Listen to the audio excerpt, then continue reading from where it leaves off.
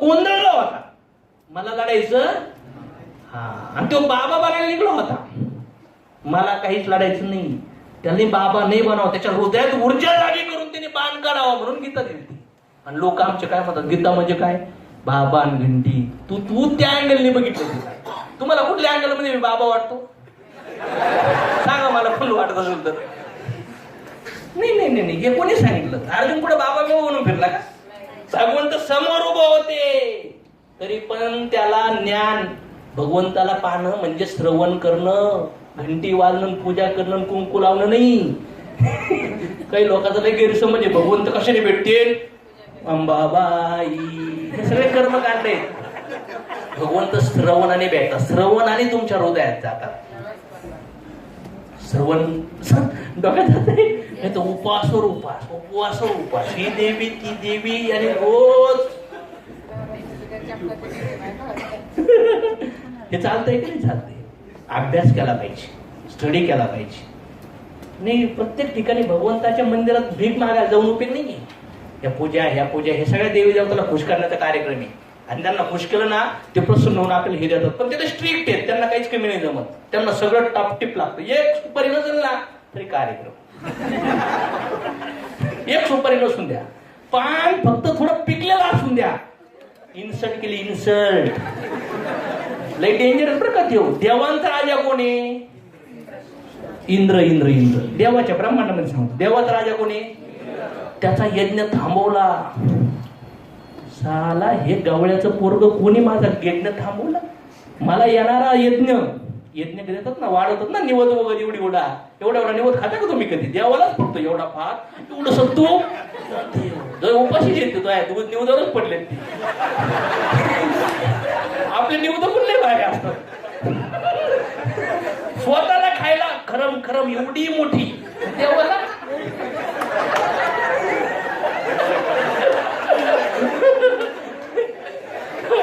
आहे का नाही? हे कल्चर आहे ना सगळीकडे. म्हणजे हे जे कलाकारी आहे ना, हे अज्ञानामुळे वाढत चाललंय. समज काय? आपण म्हणतो कधी पोरासारखा बाप दिसतोय, आपण काय म्हणतो? मग आपल्याला बनवणारा पण भगवंत आपल्यासारखाची, त्याचं झेरॉक्स कॉपी येत आपण हळूहळू. पण लई फेम झेरॉक्स झालाय म्हणून लई येणे झालं. 50 झेरॉक्स फेंट असेल ना, आता 1,00,000 झेरॉक्स कशी असेल? म्हणणार आश्रम सर शिकलेत कुठून? कलर मध्ये कलर मिक्स जेव्हा अभ्यास होतो तेव्हा तुमची एक्झाम्पल ऑटोमॅटिक बनल्या. शुद्ध तत्वावर जेव्हा तुम्हाला वाटलं खरंच समाजाला द्यायचंय काहीतरी, आणि तुम्ही त्याच्यामध्ये काही तुमचा स्वार्थ नसेल, तर नक्कीच तुमच्या तोंडातून चांगले शब्द ज्याच्यामुळे लोकांचं कल्याण होणार.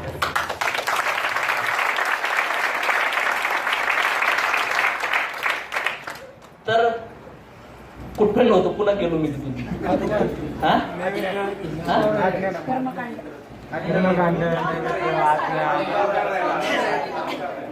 इंटेलिजंट बुद्धीवर आलतो, अजून बुद्धिभ्रष्ट आलता, गोंधळला होता. आता मी तुम्हाला काय विचारतो, तुम्ही जागेवर आहेत का?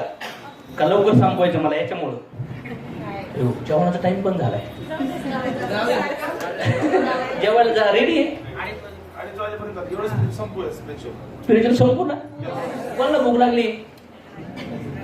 ज्यांना भूक लागली बाहेर जाऊ शकताय. लोक म्हणून तापी म्हणते खाता खाता तिकडे काय विचार. समाजाच्या भीतीमुळे पण लोक काही ऍक्सेप्ट करतात. काय समज नाही. तर अर्जुन गोंधळला होता, कसं मारू माझ्या आजोबाला, माझ्या पंजोबाला, माझ्या मित्र बाप वगैरे यांना सगळ्याला. नवरा मारला, बायका विधवा होती, पोर आणत होती, किती पाप लागेल मला. कोण कृष्ण तू? असा माणूस मार म्हणतोय. कृष्ण त्याला भडकवत होते, बघ तुझ्या पदर, बायकोचा पदर वाढला होता, तुझी संपत्ती घेतली, जाळून मारण्याचा प्रयत्न केला. मारू दे म्हटले त्यांना, त्यांना काय करायचं ते करून दे, त्यांना आनंद भेटत असेल, पण मी लढणार नाही. कृष्णा रडायला लागला, ढसा ढसा रडायला लागला. आणि धनुष्य काय केला? याला म्हणतात सात्विकता. त्यांनी एवढं वाईट केले तरी पण तो वाईट करायला तयार नाही. आणि राक्षसी प्रवृत्ती काय करते? थोडं घडलं ना, वाटच कोण असतो वाईट करायचं, थोडं मला विरुद्ध उखडून द्यावं, याला म्हणतात तामसिक प्रवृत्ती. त्याच्यामध्ये दलिंद्री नाही म्हणतात, दलिंद्री म्हणजे गरिबी ना, सुद्धा मला लागली होती ती आहे ना. द्वेष, राग, घृणा, त्यानंतर वाईट चिंतन. जर मी शरीराने यांना मारू शकत नाही तर मनाने मारत राहणार. एक दिवस तरी मी जिंकणार. म्हणजे ह्या वेळेने जाऊन जीवनात हृदयामध्ये कधी शांतता येईल का? आणि अर्जुन असा गोंधळला होता, भयानक गोंधळला होता. एवढं पाप. आणि म्हणले एवढं पाप लागल्यानंतर माझे जे वडील बिडील पंजोबा बिंदू गेलेत ना, पित्र, त्यांना पण ते कर्म लागतं बरं का. बापाला लई पैसे कमवले, पोराने इकडे जर बोमट्या मारल्या ना, तिकडे वर फटके देतात. तुला कोणी सांगितलं होतं पैसे कमवून ठेवायचे? काही लोकांना भीती असते ना, मी एवढे कमवलेत मग पोरं सांभाळतील का? हा, तुझं पुन्हा डिप्रमोशन होणार, बीवी कट केली आधी तिथून. त्याच्यामुळं आता हे मोठ्या माणसाला माहित नाही ना, म्हणून ते खोऱ्याने पैसे कमवून राहिले. कळतच नाही काय करणार त्या पैशाचं. अंडरस्टँड हो राहिले? या राजकारणी लोकांना याची लई गरज आहे. वाटत नाही तुम्हाला असं? निश्चित पैसे करू राहिले, विचार करण्याचा प्रयत्न करतात, काही भडकू राहिले. अजून पण इच्छा पूर्ण होत नाहीये. पदासाठी अहंकार तयार होतो, ते मला पाहिजे, ते मला पाहिजे. अर्जुन गोंधळला होता. आणि त्या काळामध्ये अर्जुनाने एवढे तर्क दिले होते. एमएलएम न करण्यासाठी तुम्हाला तर्क देतात का नाही लोक? ते नॉर्मल तर्क आहे हो. बुडायचं धंदा, प्रोडक्ट मागे फसलं तर, बुडलं तर. हे डायरेक्ट म्हणत होतं बायका विध होणार, पाप लागल, वर्ण संस्कृती बेकार होईल, आणि एक शूद्र आणि एक ब्राह्मण, एक क्षत्रिय मुलगा एकत्र आले, त्यांच्या पोटी जे संतान होईल, त्याच्यामुळे ते कुठल्या कुळाचं नाव द्यायला पाहिजे कळणारच नाही. अंडरस्टँड होते?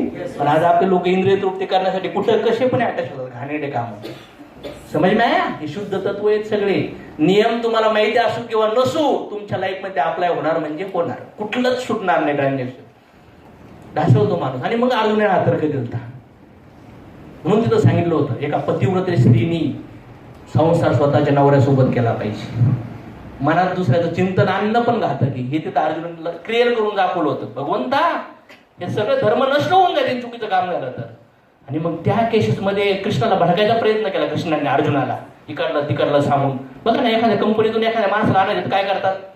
कंपनी किती वाईट आहे, लीडर किती वाईट आहे. हा, एखादा मुलगा एखाद्या मुलगीला वाटलं त्याला ती आवडती, तर तो काय म्हणणार, माझ्यासारखं कोणी आहे का? तो नाही, ते का नाही, ते असं नाही, चांगलं नाही, मी चांगला आहे. हे टेम्पररी क्लोजिंग झाले. कोणाला तरी वाईट बोलून एखाद्याला कन्व्हिन्स करणं, हे टेम्पररी क्लोजिंग झाले. करतात ना लोक असे, एमएलएमचे लोक. आमच्या कंपनीत हे, तुमच्या कंपनीत हे, कुठे? आपण असं एमएलएम केलंच नाही, म्हणून किती पण वादळ आलं तर सनेज उभा आहे, आपलं सिस्टम उभा आहे, आणि मरेपर्यंत उभा आहे. अंडरस्टँड? मग अशा काळामध्ये कृष्णाने भडकायचा प्रयत्न केला. अर्जुन भडकला आणि कंसाला गीताचं लेक्चर चालू केलं. मग सांगितलं आत्मा कोण आहे, परमात्मा कोण आहे, प्रकृती काय आहे, काळ काय आहे, कर्म काय आहेत. आणि त्यावेळेस सगळे देवी देवता तिथं प्रकट झाले होते. 5200 वर्षापूर्वी, 300 वर्षापूर्वी. आणि हीच गीता 12,500 करोड वर्षापूर्वी सूर्यदेवाला सांगितली होती. ती झोराक्स पेन झालं म्हणून पुन्हा ओरिजिनल कॉपी दिली त्यांनी.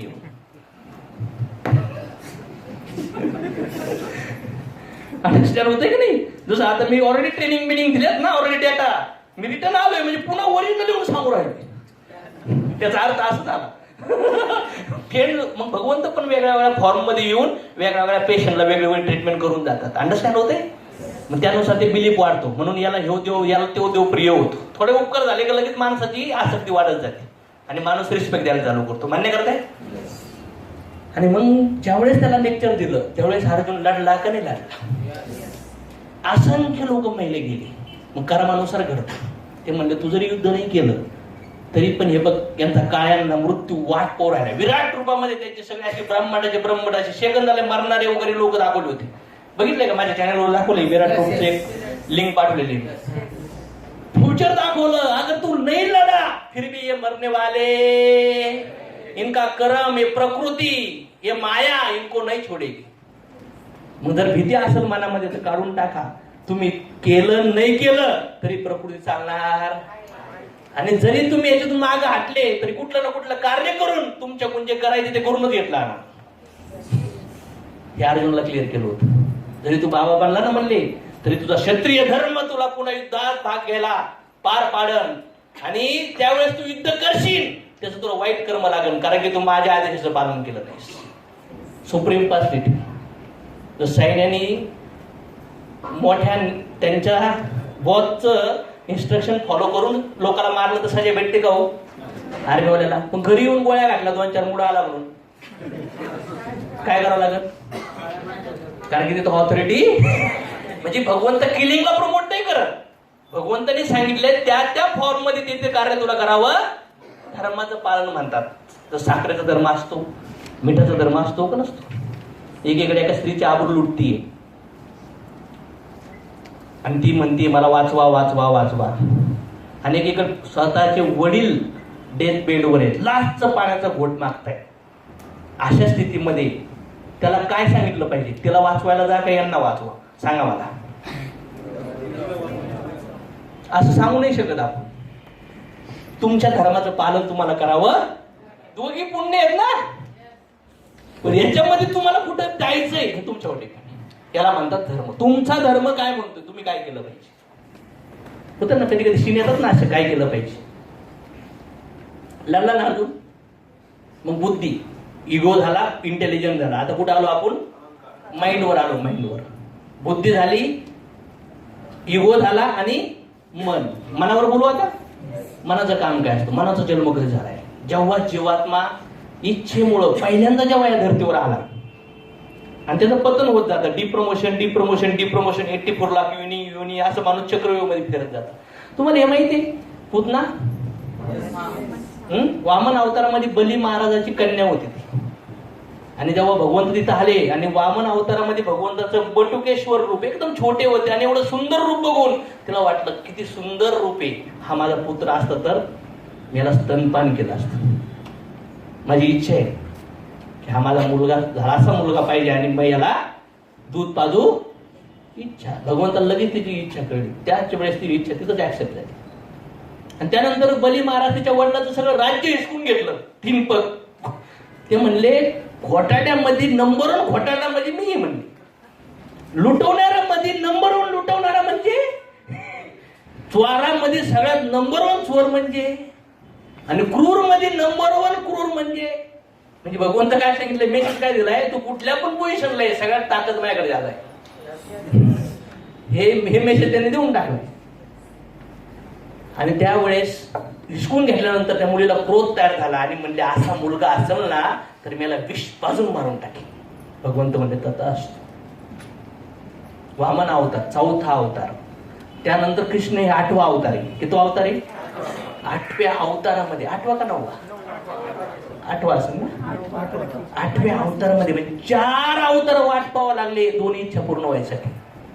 आता 4 अवतार म्हणजे भगवंताचं 1000 चतुर्युग जेव्हा होतात तेव्हा भगवंत एकदा प्रकट होतात. आणि एक चतुर्युग मध्ये 43 लाख 20,000 वर्ष. एक चतुर्युग म्हणजे 43 लाख. एक चतुर्युग अशी 1000 चतुर्युग म्हणजे ब्रह्मदेव होता 12 तास. आता गीता कोर्स कोणी कोणी घेतलाय? गीता कोर्स जेव्हा आपण जी पीपीटी कोणी कोणी बघितली एडीपी मध्ये बघितली असेल ना. गीतेची पीपीटी दाखवत 2-2.5 तासात पण थोडा ट्रेलर तरी समजला असेल. त्याच्या ते समजवलेलं आहे. तिला किती दिवस वाट पाहावं लागली? 2 इच्छा. पुत्र पाहिजे आणि विष पाजून मारायची. तर तिला 4 अवतार वाट पाहावं लागली. करोडो अरबो वर्ष. मग किती जन्मामध्ये फिरावं लागला असेल तेवढी इच्छा पूर्ण होण्यासाठी. मग आपल्या मनात किती इच्छा येतात. आणि मन हे कॉम्प्लिकेशन मध्ये गेलं ना तर माणूस नष्ट होऊ शकतो. त्याच्यामुळे ह्याच जन्मी आपण हे सगळे कार्य केले पाहिजेत. पुन्हा म्हणलं घराबाद जायचं, पुन्हा 1-2 चालू करायचं, पुन्हा गरिबी बघायची. तर मग गाव पण होऊ शकतं. आता पुढचा जन्म जर आंधळा असेल, एक पायच नसेल तर कोणाला पाहिजे असा जन्म? कोणाला पाहिजे? कोणाला पाहिजे 3 पायावाला माणूस? येडा. मग दुसरी युनी कुठं जाणार आहे? कोणत्या कुटुंबात? कसं बी प्रमोशन. चांगलं काम केलं तर कंपनीमध्ये प्रमोशन होतं, वाईट केलं तर भगवंताच्या ब्रह्मांडामध्ये पण वाईट काम केलं ना तर ह्या युनिमध्ये जातं. चांगलं केलं तर वर प्रमोट होतं आणि स्टेबल केलं तर पुन्हा रिटर्न फिरून येतच होतं. पण तिन्ही मधून जायचं असेल तर भगवंत म्हणतात माझा धाम माझ्याकडे खतरनाक कार्यक्रम तिकडे ये. त्यासाठी तू माझं ऐक. Give up all your duties आणि माझं शेल्टर घे. माझ्या छत्राखाली ये आणि मग तू दिशाने काम कर. तुझं चांगलं वाईट सगळं कर. मग मी त्याला हरण करण. तुझ्या ती नको येऊन जे पण करल ना ते मी करतोय ह्या डायरेक्शनने मला दे. घर जरी बांधलं तरी सांग की मी भगवंतासाठी बांधून राहिलो. ह्या अँगलनी जीवन जगलं पाहिजे. आणि मग जन्म झाल्यापासून मन त्याच्या सोबत आहे. जन्म झाल्यापासून मन म्हणजे जेव्हा पहिला ह्युमन फॉर्म आपल्याला भेटला त्या ह्युमन फॉर्म मध्ये जी काशी करायची ती न केल्यामुळं काही लोक प्रमोट होत गेले आणि काही लोक डिप्रमोट होत गेले. म्हणजे नरक युनीमध्ये 84 लाख युनीमध्ये ट्रॅव्हलिंग करावं लागतं. आणि भगवंताने 84 लाख युनी का बनवल्या? ह्युमन लाईफ मध्ये जीवाची इच्छा पूर्ण नाही झाली. जसं तुम्हाला कळलं ही शर्ट घालण्याची इच्छा पूर्ण झाली, तुम्ही काढून टाकला, दुसरा शर्ट भेटतो की नाही? तसं भगवंत मानतात ह्या युनीमध्ये जी इच्छा पूर्ण होत, तसं त्या युनीमध्ये त्याची इच्छा पूर्ण करायला ते फॉर्म दिले. कुत्र्याचे, मांजराचे, डुकराचे आहेत ना, झाडाचे, बिडाचे. मग जीव असा ट्रॅव्हल करतो.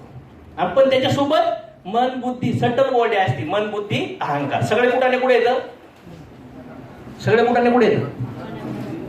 माइंड मध्ये येतं सगळे कुठाने. माइंडचं काम काय आहे?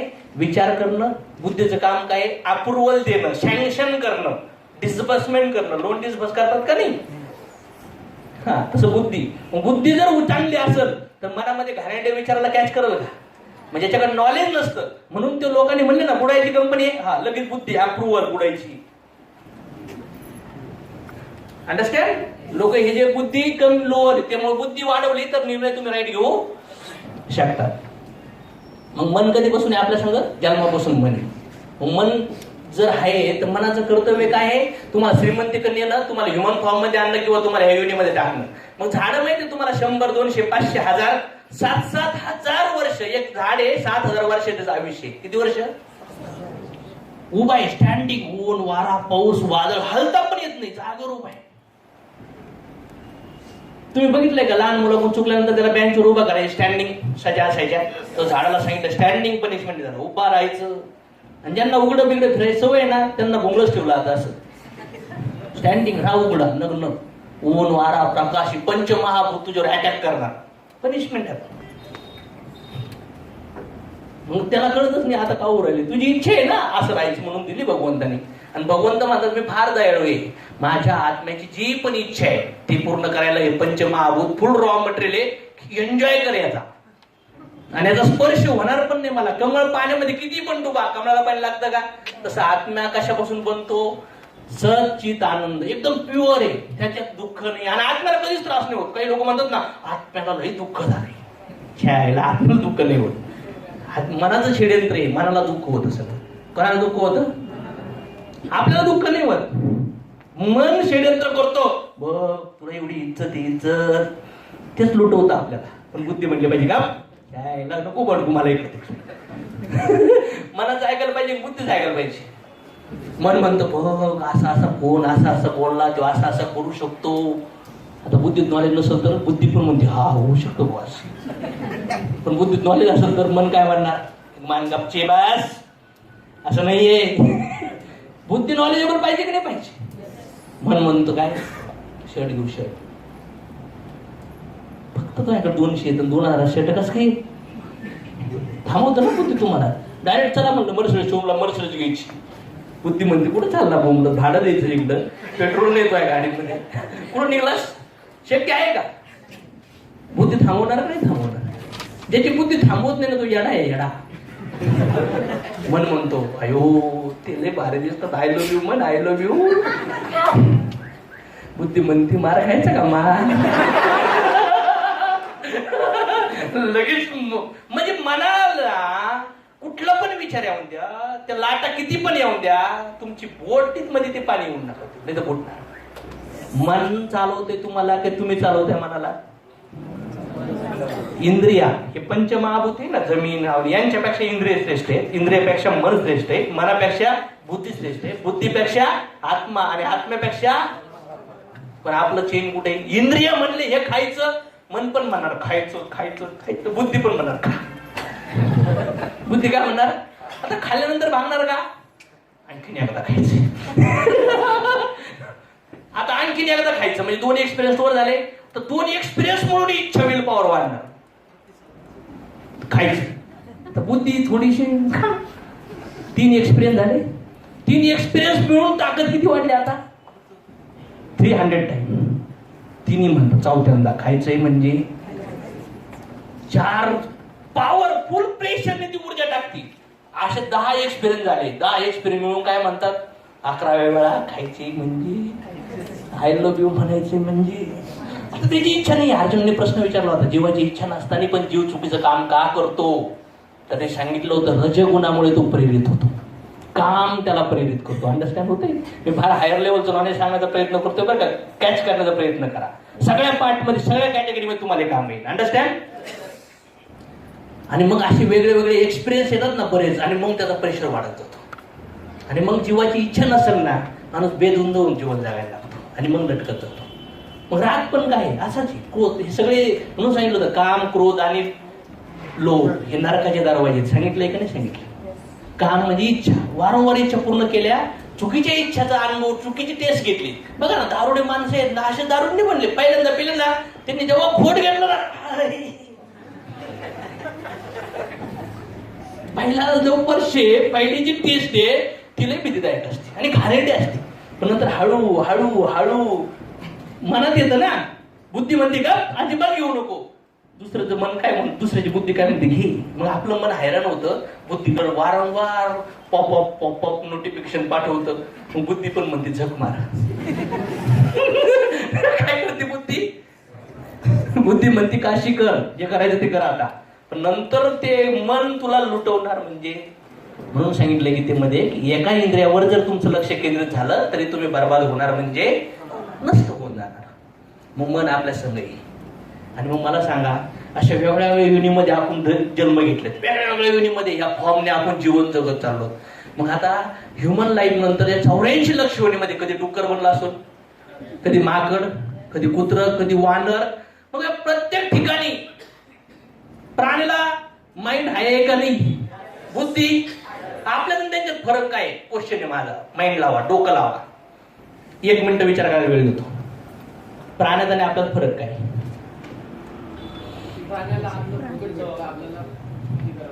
हा नाही, हा डिफरंट आहे बाबा फरक. ते 4 गोष्टी मी रेग्युलर सांगतो, त्याचा संबंध नाही हा वेगळा.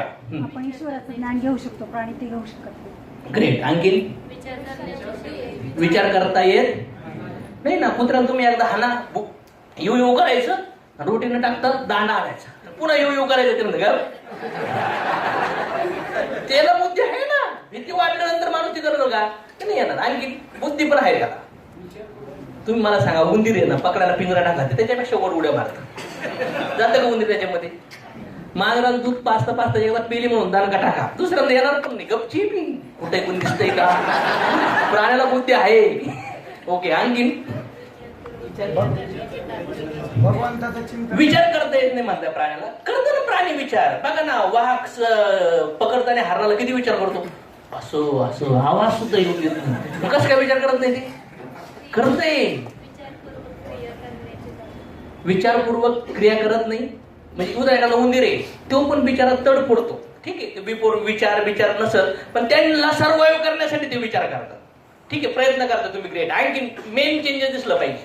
भगवंताचं चिंतन करता येत नाही. एक श्लोक आहे, माणसामध्ये आणि प्राण्यामध्ये काय फरक आहे? आहार निद्रा भय मैथुनांचं सामान्य एक पशु, आहार निद्रा भय आणि मैथुन हे पशु आणि प्राण्यामध्ये माणसामध्ये समान आहे. ज्ञानम ही एक व अधिको विशेष ज्ञानेन हिना पशुभे समान. ज्ञान जर नसेल तर पशुमध्ये माणसामध्ये काय फरक? म्हणजे ग्रेट. सरासरी डोळा काय आल्या पाहिजे. आता हे मी रेग्युलर सांगत असतो माहिती आहे ना, आहार निद्रा भय मैथुन, इटिंग मिटिंग स्लिपिंग डिपेंडिंग, प्राण्यांना सेम आहे. आणि ह्या ज्या गोष्टी आहेत, ज्ञान नसतं तर तो प्राण्या समान आहे. 2 पायाचा सुशिक्षित पशु म्हटलं गेलं त्याला.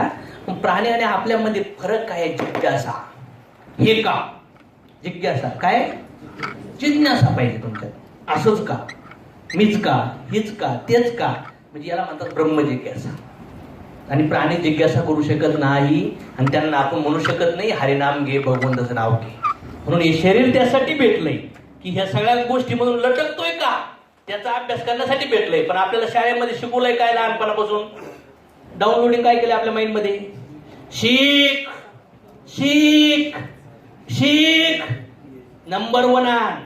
70%, 90%, 95%, 96%. आणि जॉबवर जाऊन का शिकत? आता जॉबवर जाऊन का शिकली? पगार नाही भेटत. दुसऱ्या कंपनीत जा, तिसऱ्या जा, अनुभव घे, पगार वाढायला लागला. आता हेडवणी करतोय तो, लग्न लावून देतो. आता तिला लग्न लावून झालं बाळ. आता काय त्यांची टीम म्हणायला चालू कर, त्याची काळजी घ्या. आता मी केलं की नाही बघ ना. काही आई बाबा असे बिचारे, आमची जबाबदारी मुक्त व्हायची आम्हाला. तुम्ही टीम बनायला चालू करा, काय काशी करायचे करा. संस्कारच नाही केले. अरे ज्या मुलाला संपत्ती दिली ना, तो नाही जीवन चांगलं जगू शकत. त्याला काही संपत्ती नका देऊ, त्याला संस्कार द्या. तुमच्या घरात आणि समाजात तो उजाड पाडू शकतो. प्रॉब्लेम अंडरस्टँड होते. संस्कार फार गरजेचे. मग मन आपण वेगळ्या वेगळ्या फॉर्म मध्ये वेगळ्या वेगळ्या ठिकाणी आपण जे पण ऐकले प्रत्येक विनीमध्ये बरं का, आपने जो देखा है वो इंप्रेशन माइंड में स्टोर होगा, जो सुना है वो भी स्टोर होगा, जो टच किया है स्पर्श किया है उसका इंप्रेशन स्टोर होगा, जो स्मेल किया है उसका भी स्टोर होगा. हे पंच ज्ञानेंद्रिय कुठले कुठले आहेत आपले? डोळे, कान, नाक, जीव आणि त्वचा. माहिती? म्हणजे ज्ञानेंद्रिय गेट आहेत, गेट धपाधप डेटा माइंड मध्ये टाकतात. ह्युमन लाईफ असून नाही तर कुत्र्या मांजराच्या करोडो अर्बो लाईफ मध्ये जेवढ्या पण इम्प्रेशन माइंड मध्ये स्टोर आहेत. समज में आ रहा है? कधीचे? फक्त ह्या जन्मीचे नाही. आपण म्हणतो ते ह्याला हे माझ यांचं वय सारखंच येडे का बुद्धी अशी कमून करते. आता माइंड डिस्टर्ब का असतं? माकड बघितलं? माकडाचं काम काय? झाडावरून इकडून तिकडं उड्या मारणं. बरं त्याला क्वार्टर बाजायची नाही. काय करत? काय करत? जास्त उड्या मार, आणखी 4-5 क्वार्टर बाजायचे, बेवडाच करून टाकायचं. काय करत? त्यावेळेस त्याच्या शेपटीला विंचू, एक कानाला, एक डोक्याला, एक पोटाला असे 10 विंचू धावायचे. आता काय करत? किती स्पीडने उड्या मार? नॉर्मल स्पीडने का त्याच्यात डबल 5 पट होणार? 5 पट होणार. म्हणजे माकड ह्या स्टेजला असतं ना, त्याच्यात 10 पट माइंड उड्या मारतो. का माहिती? क्वार्टर पण पेलाय, इंचू पण झावले. मग मनामध्ये काय होतं? कधी कधी डुकराचे, कधी कधी कुत्र्याचे, कधी कधी मांजरीचे मॅव. जो लई सापाच्या विणीमध्ये गेलाय त्याने लई डान्स केलाय, त्याला लगेच पुस करणार. थोडं काही झालं ना लगेच सापाची विणी जागे होणार, सापाचे सिम्पटम जागे होणार, कुत्र्याचे सिम्पटम जागे होणार. गाढव काही लोक असतात ना, डुक्कर किती पण त्याला आंघोळ घाला कुठं जाणार? मध्ये असं का होतं? लोकांना चांगलं मोटिवेट केलं नंतर ते डुकरासाठी लोळंगा घेतात.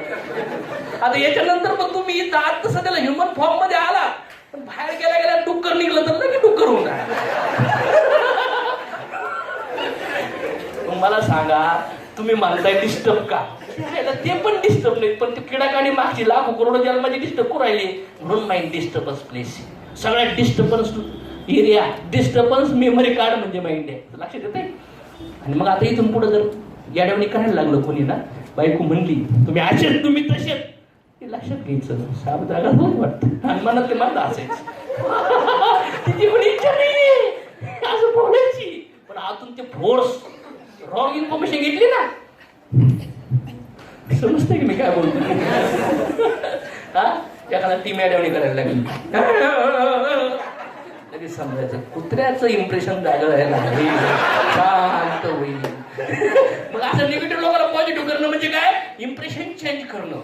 पण ते थोड्या काळासाठी होतं, पाठी बघून पुन्हा फोर्सने चेंज होतात. तुम्हाला मी मुळच सांगून टाकतो आज. म्हणजे तुम्ही पॉझिटिव्ह निगेटिव्ह फाटण्यामध्ये अटकणार नाही. पण लोक तर गेले, आम्हाला इंटरेस्ट नाही, पुढे धंदा फसायचा धंदा. समजायचं लबाड कोला जास्त सिम्पटम घेतले, त्याच्यामुळे आता हे विश्वासच पटत नाही. अंडरस्टँड होते? तर मी हसत खेळत सांगतोय, हे शास्त्रामध्ये याला फार चॅनलाइज केलंय. अंडरस्टँड झालं? मन का डिस्टर्ब? मनात त्रास आहे, भीती आहे, दुःख आहे, सशाचं सिम्पटम जागा झालं तर भीती वाटणार पण नको. उंदराच्या पाठी मांजर लागली, उंदराच्या विणीमधले सिम्पटम भीती वाटणार. हे भीती वाटते, मोह होतो, शोक होतो. याचं कारण काय आहे?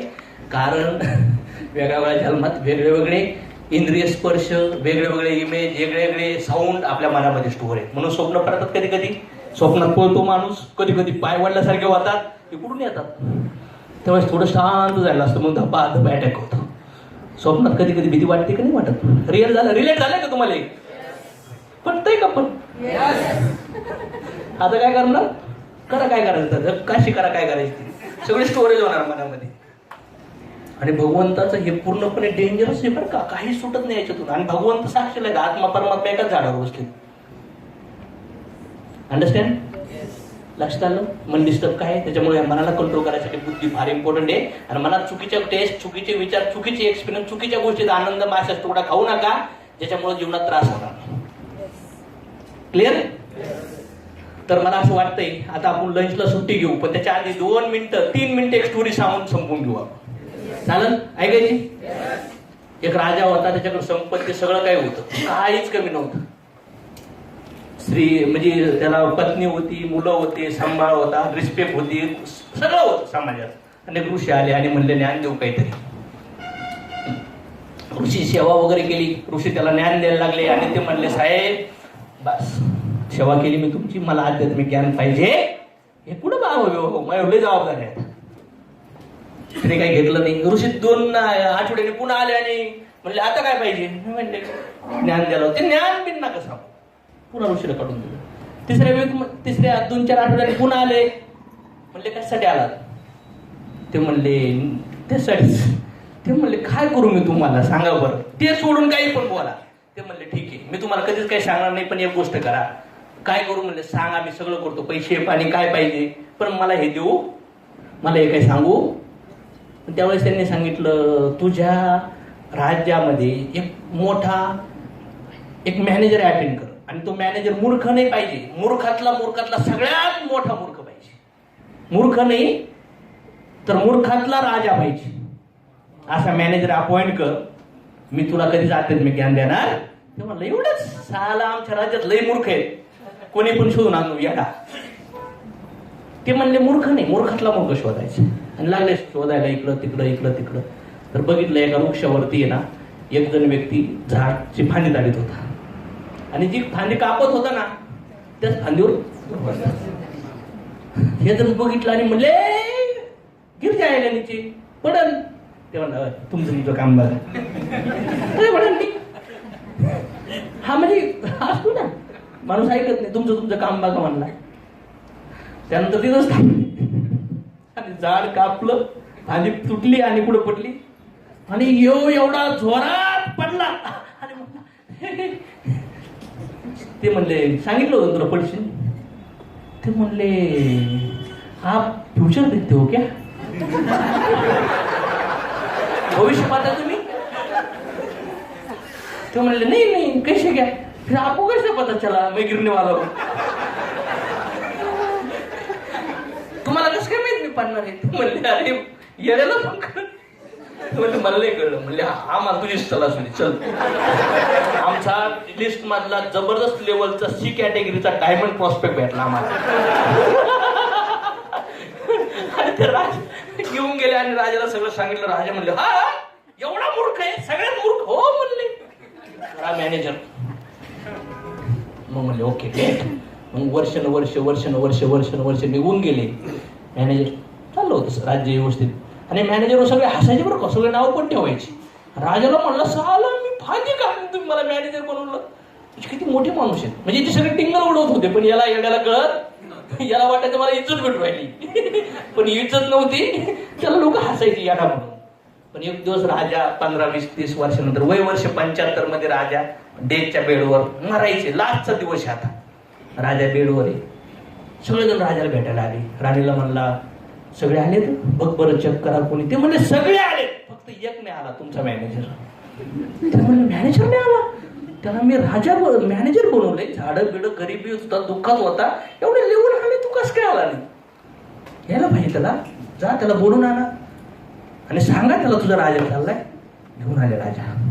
ते म्हणले किधर जा रहे महाराज, किधर, मुझे भी आना है आपके साथ. महाराज म्हणले मेरे साथ कोई नहीं आ सकता. ओके ओके ओके मतलब आप आपके वाइफ के साथ जा रहे हैं. मैनेजर मेरी बीबी नहीं, वो ठीक है, बच्चे नहीं, बच्चे भी नहीं, मैं अकेला ही जा रहा हूं, उधर कोई नहीं जा सकता मेरे साथ.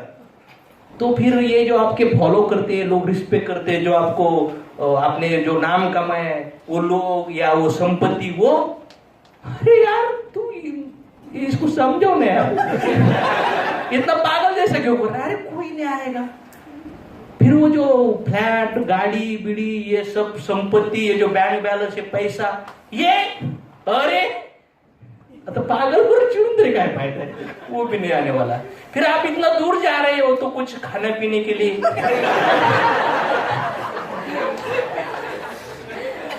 कुछ भी नहीं. अरे नहीं लेके जा सकता, मैं जहां जा रहा हूं ना वहां पे मैं मेरा बॉडी भी लेके नहीं जा सकता, एक ग्रॉस बॉडी। पत्नी नहीं, बच्चे नहीं, माँ नहीं, बाप नहीं, दोस्त नहीं, रिस्पेक्ट नहीं, पब्लिक नहीं, कोई भी मेरे साथ नहीं आने वाला। तो बोलो फिर आपको पता है आपने मुझे वादा किया था मैं आपको मैनेजर बना रहा हूं, लेकिन जिस दिन तुमसे बड़ा फूल मिलेगा, तुमसे बड़ा पागल मिलेगा, ये जो गले में जो हार है ना वो उसको डालकर उसको मैनेजर बनना है तुझे। मालूम है ना तुझे? मुझे आपने जब अपॉइंट किया था ना मैनेजर बोलकर, तो ये वादा पूरा। तो आज मुझे वो फूल मिल गया महाराज, वो मूर्ख मिल गया मुझे। वो बोले क्या, कौन है वो? बुला बुला बुला उसको। बोले आप मेरे सामने खड़ी हो। तो बोले मैं डाल रहा हूं। अरे मैंने क्या गलती किया? तूने तो गलती किया था ना, तू पेड़ के ऊपर था, गिर गया तो मूर्ख था, मैं तो अच्छा था। साला मैं तो सिर्फ पेड़ से गिर रहा था, लेकिन तुमने तुम्हारी जिंदगी बर्बाद की पूरी। जो चीज साथ आने वाली ही नहीं उसको कमाने के लिए तुमने स्पिरिचुअल नॉलेज को क्या किया? Oppose KIA. और आज स्पिरिचुअल हेल्थ, स्पिरिचुअल बैलेंस ना होने की वजह से तुम्हारा नेक्स्ट ये कुछ जाने वाला नाही। अरे मग त्यावेळेस त्याला वाटलं हे मॅनेजर पागल येडा पिडा नाही, हे फार हुशार दिसतंय, कोण आहे तू?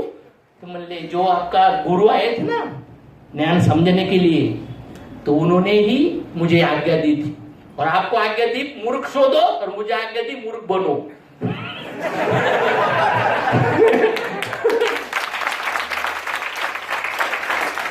म्हणून सांगतो त्या जीवनामध्ये असंख्य लेवलला जाण्यासाठी आपल्याला हायर लेवलला जायचं असेल तर बॅलन्स लेवलला जाण्याचा प्रयत्न करू। चालेल?